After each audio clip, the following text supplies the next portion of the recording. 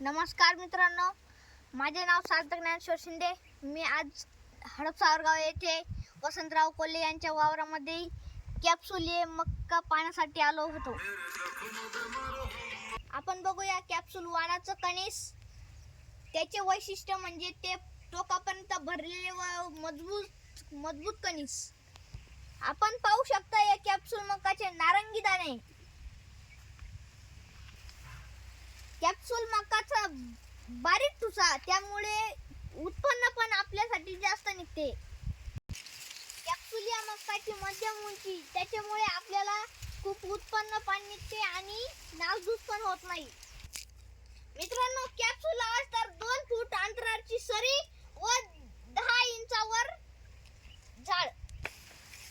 हे कॅप्सूल नावाचे कणीस, याचे मजबूत अवतरण, याच्यामुळे त्याच्यामध्ये पाणी जात नाही व अळे पण शिरू शकत नाही.